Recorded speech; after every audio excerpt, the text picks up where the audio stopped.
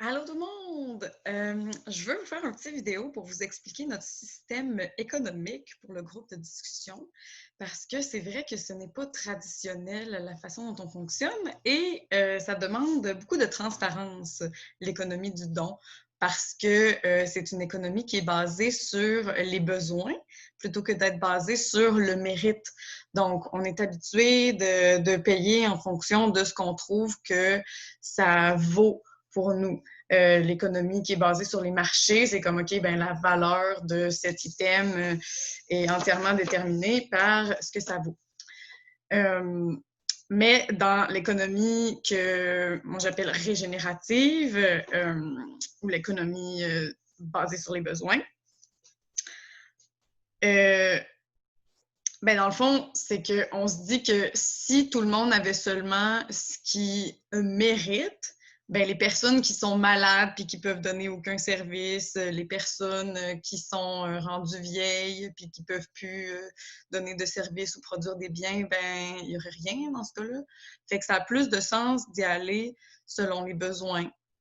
Donc, en fonction de la valeur de l'équité, qui est très chère à mes yeux et qui, je crois, nous donnerait un monde où on se sent un peu plus en sécurité et où il y aurait plus de bien-être. L'équité, j'aime l'expliquer comme étant à chacun selon ses besoins, de chacun selon ses moyens. Dans la nature, c'est aussi comme ça que ça se passe. Là, quand il y a un arbre qui est devenu très, très, très gros, ben, dans le livre La vie secrète des arbres, il explique qu'un arbre qui est plus gros, ben, il y a un flux de nutriments beaucoup plus élevé qui s'en va vers les petits arbres qui sont connectés à lui par le mycélium dans le sol. Puis les petits arbres, eux, ben, ils s'en font donner par le gros arbre. Fait que c'est dans cette mentalité que j'ai structuré le budget des groupes de discussion. Donc, pour que ça fonctionne, ben, il faut que je vous explique nos besoins à nous, à moi et NextGena, et parce que vous connaissez vos besoins et vos moyens. Donc, la partie qui vous manque dans l'équation, dans le fond, c'est de bien connaître nos besoins et nos moyens. Donc, c'est pour ça que je fais cette vidéo, pour vous expliquer ça. Et je vais soutenir le tout avec mes tableaux de chiffres dans Excel, comment je suis arrivée à mes chiffres. Donc, en premier, je vous parle de moi, mes besoins. Donc, je vais vous parler des besoins de tout l'écosystème, puis après ça, je vais vous parler de comment évaluer ça par rapport à vos moyens. Donc, moi, je fais ce projet-là et j'aurais pas le temps de le faire si c'était pas un projet qui m'amenait un petit revenu. Parce que j'ai atteint mon quota de bénévolat que je suis capable de faire dans ma vie actuellement pour pouvoir subvenir à mes besoins. Dans le fond, comment ma vie fonctionne, c'est qu'il y a 1 an et demi, j'ai décidé de laisser ma job que j'aimais vraiment beaucoup pour me lancer dans les éco-villages parce que je sentais vraiment que c'était ça qui m'appelait encore plus fort là, que de juste garder une job que j'aimais qui me donnait de la stabilité. C'était comme dans mon cœur, ça m'appelait trop fort. Fait que je me suis lancée vers une tournée d'éco-village pour découvrir qu'est-ce que ça mange en hiver. Hein? C'est comme ça que j'ai appelé ma série vidéo. Puis c'est ça, je me suis dit, tant qu'à faire une tournée d'éco-village, ben, j'aimerais ça que ça contribue aux autres aussi. Fait que là, je me suis donné du travail. Là. J'ai pas juste fait une tournée d'éco-village à faire mon bénévolat en échange de services, puis le reste du temps en étant libre. Là. Je me suis donné du travail avec mes vidéos, avec des présentations sur les éco-villages dans les festivals, avec mon implication dans NextGena, qui me prend... j'ai commencé à suivre mon temps là, récemment avec l'application Clockify parce que j'étais comme, mais où va mon temps? J'ai jamais le temps de rien faire, me semble. Fait que je me suis rendu compte que je fais 12 à 18 heures de NextGen par semaine. Fait que c'est quand même pas mal. Si on l'additionne avec tout le temps de woofing qu'il faut que je fasse dans les endroits où je reste en échange d'être logée nourrie. Et donc, voilà. Fait que là, j'essaie de trouver des façons dans ma vie de pouvoir œuvrer, comme dirait Francis Gendron, du membership. Donc, œuvrer et contribuer plutôt que travailler. Donc, ce groupe de discussion-là, pour moi, c'est un projet qui est expérimental pour voir si ça fonctionne. Donc, j'estime que ce que j'ai besoin pour me sentir comme autonome financièrement, avec ma vie très simple où j'ai coupé dans le gras de partout, là, ça serait 13 de l'heure. Là, c'est américain. Là. Fait que ça fait à peu près, selon le taux de change, là, ça varie tout le temps, mais en ce moment, le dollar américain est vraiment plus fort que le canadien. Fait que ça fait à peu près 17 de l'heure. Sachant que je vais mettre environ 50 heures sur ce projet-là de groupe de discussion pour nos 5 sessions. C'est un estimé. Là. Je suis déjà rendue à 30, puis il en reste encore 4, mais c'est sûr qu'il y avait beaucoup plus de travail à faire, à réfléchir le projet, puis monter toutes les plateformes sur Eventbrite, sur Facebook, là, tous les tracking links avec les partenaires, puis de leur écrire. Ça, c'est comme fait. Fait que là, il me reste juste du temps pour du contenu, puis préparation, puis animation. Donc, environ 50 heures à 17 de l'heure. C'est, moi, je m'imagine avec ce, quand je sens ce que ça me fait, ce montant-là, je me dis genre, ouais, je suis vraiment contente de travailler sur ce projet-là. Je sens que c'est bon pour tout le monde, c'est gagnant-gagnant. Parce que souvent, dans NextGen, je sens que je me draine, puis que c'est comme, oh mon Dieu, ça prend tellement d'énergie, puis ça m'amène rien personnellement à moi. Fait qu'avec ce projet-là, si je m'imagine 17 de l'heure canadien, je suis comme, oh, wow, ça c'est régénératif. Là. Je me sens régénérée et je sens que ça amène du bien aux autres aussi. Donc, c'est de là que ça sort ce chiffre. Ensuite, nos partenaires, ben on est partenaire avec Futurico Villageois Recherché et le Peuplier, qui est le forum en ligne sur l'autosuffisance, et avec la Foundation for Intentional Communities, que peut-être qu'ils ont des lecteurs et des suiveurs qui sont francophones, espérons-le, on verra. Donc, eux, ben, tous les gens qui s'inscrivent via eux, moi, je trouve ça super important qu'on leur redonne une partie parce que c'est du travail quand même de le promouvoir pour eux. Donc, mon objectif, ce serait qu'on leur donne 15 des revenus qui viennent d'eux, pas 15 des revenus total, là, mais comme s'il y a des gens qui s'inscrivent par Futurico Villageois Recherché, on leur redonne ce pourcentage-là, 15 de ces revenus. Et voilà pour nos partenaires. Et ensuite, donc là, je vais vous partager mon écran parce qu'il commence à avoir des chiffres. Donc, voici mon écran. Donc, là, ici, les partenaires, le Peuplier, Futurico Villageois Recherché, Foundation for Intentional Communities, ça donnerait ces montants-là, là, selon mes estimations de combien de personnes vont nous arriver de ces réseaux-là. Bien sûr, c'est un budget, on ne peut pas prévoir d'avance. Donc, on donnerait 12 au Peuplier, 92 à Futurico Villageois Recherché et 12 à la Foundation for Intentional Communities. C'est symbolique, hein? Mais ça leur montre notre bonne volonté. Et ça vous montre que finalement, c'est pas tant d'argent que ça qu'on fait avec ce projet-là. Voilà. Ensuite, donc je vous ai parlé de moi, des partenaires. Bon, l'autre gros montant dans le budget que vous voyez ici des dépenses de nos besoins, il y a une bonne partie qui s'en va à NextGena. Bon, ce qui est important de savoir là, c'est que cette année, on a une bourse de 500 $ qui nous arrive de la Regenerative Communities Alliance, qui est la branche nord-américaine du réseau global des écovillages. Nous, c'est comme notre cercle un peu plus grand que nous. NextGena, en sociocratie, ça fonctionne par cercle. Des fois, il y a des cercles qui sont comme à l'intérieur de d'autres. Nous, on est un peu à l'intérieur de ce cercle-là. Et donc, ils ont été gentils, ils nous ont donné 500 $ pour réaliser ce projet-là. Mais les autres années, on n'aura pas ça. Ben, en tout cas, à moins qu'ils nous le redonnent dans le futur. Mais si le projet devient autonome, on va prendre leur argent pour faire d'autres projets, là. Là, ça nous a servi à démarrer. Donc, dans le 894 $ que vous voyez ici, là, qui s'en va à NextGena, ben, dans le fond, là-dedans, il y a une tranche de 500 qu'on n'aurait pas les autres années. Fait que, dans le fond, mais sauf que, ce qu'il faut savoir aussi, c'est que moi, je veux qu'on leur redonne 10 de tous les profits, de tous les dons. Parce que je trouve ça important, encore une fois, de prendre soin de notre écosystème. Puis quand je leur ai dit que c'est ça qu'on voulait faire, j'ai vu leur regard comme ça. Oh, wow! Fait qu'il y avait beaucoup de gratitude qu'on redonne. Ça, c'est si le projet fonctionne bien comme on l'espère. Donc, finalement, avec toutes ces additions et ces soustractions-là, c'est pas vraiment 894 que NextGen aurait lors des autres, la suite du projet. Ça serait plus comme ici, là, le montant 528. Pourquoi 528? OK. Moi, si je fais ce projet-là, je le fais toute seule de mon côté. On pourrait dire que ben, il y a juste Audrey qui a besoin d'argent là-dedans. Mais non, parce que si je suis capable de faire ce projet-là, en fait, c'est parce que je fais partie de ce réseau-là qui m'a enseigné énormément. Donc là, vous voyez, hein, je tombe tout de suite dans ma mentalité du mérite. Pourquoi NextGen mérite de l'argent? Mais je vous ai dit que je ne parlerai pas du mérite, que je parlerai des besoins. Donc, qu'est-ce qu'on a comme besoin à NextGena? Ben, nous, ce qu'on aime, la façon qu'on fonctionne, en fait, c'est qu'on est comme par les jeunes, pour les jeunes, en ce moment.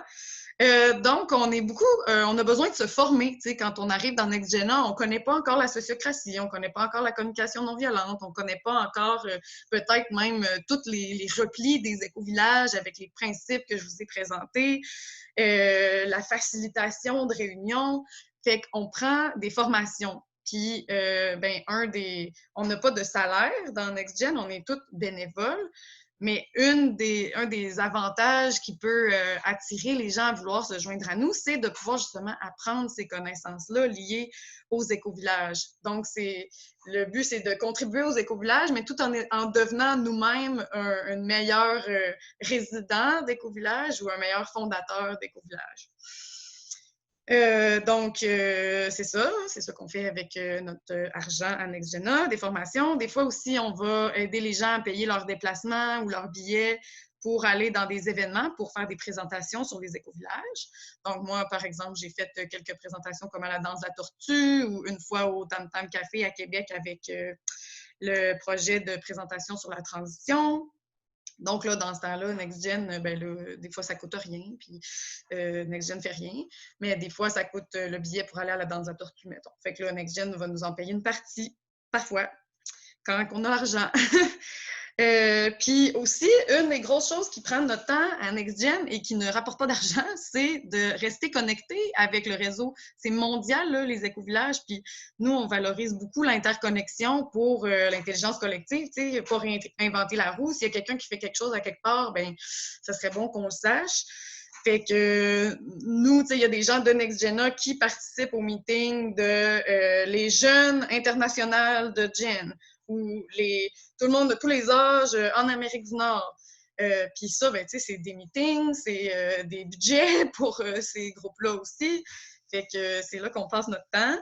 Et on a récemment fait une série de podcasts gratuits. Puis d'ailleurs, c'est mon chum qui l'a enregistré. Et je l'ai vu combien de temps ça y a pris, c'est-à-dire moins une 50aine d'heures aussi. Là. Puis pour l'instant, ils sont gratuits. Un jour, ils vont devenir sur don aussi. Mais voilà, fait que j'aimerais vraiment ça, pouvoir redonner un petit peu à mon équipe qui me soutient et sans qui je ne pourrais pas faire ce projet en ce moment. Voilà, donc ça fait un peu le portrait de nos besoins. Et maintenant, bon, allons voir qu'est-ce qui arrive avec vos contributions. Donc, là, il faut savoir que sur Eventbrite, moi, au départ, je voulais juste mettre des dons. Puis les gens feront les dons qu'ils veulent, ils mettront 0, ils mettront 1, ils mettront 20. Sauf que sur Eventbrite, ça ne marche pas. Quand on met des dons, c'est minimum $1. Fait que là, ça oblige les gens à avoir une carte de crédit pour la rentrée.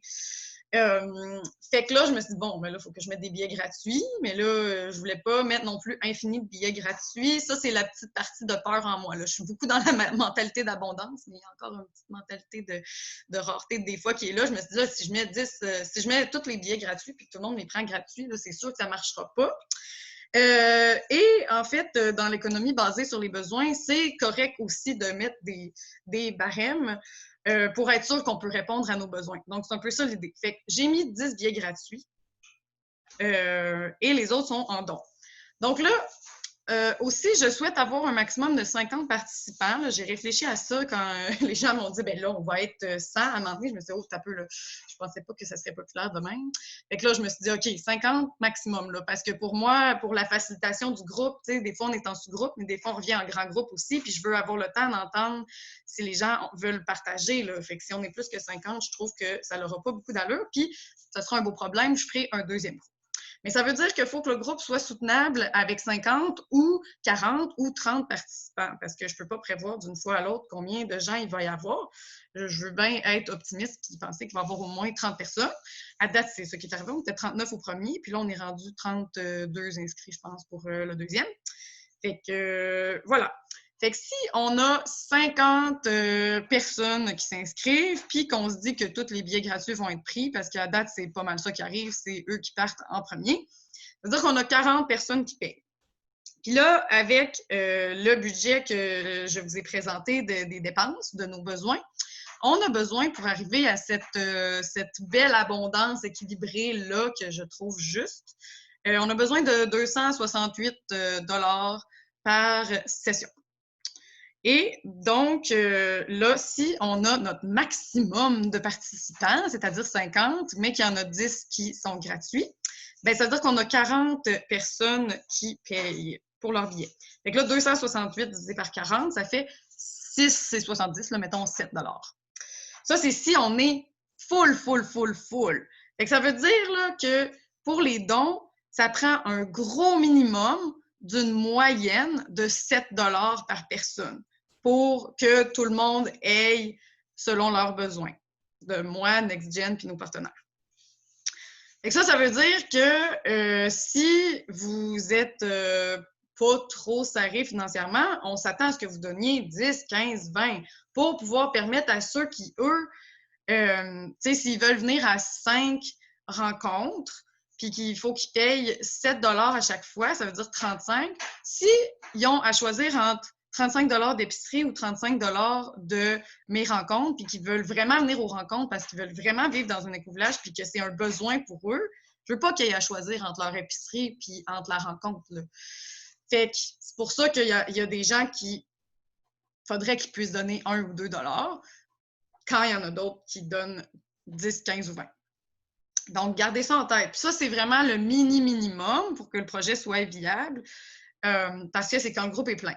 Puis si on va voir situation, mettons, peut-être qui en bas de l'optimiste, mettons, comme mettons qu'on aurait 30 participants au total, puis que là, il y en a juste 20 qui payent parce qu'on se dit que tous les billets gratuits partent en fumée, comme ce que je constate en ce moment.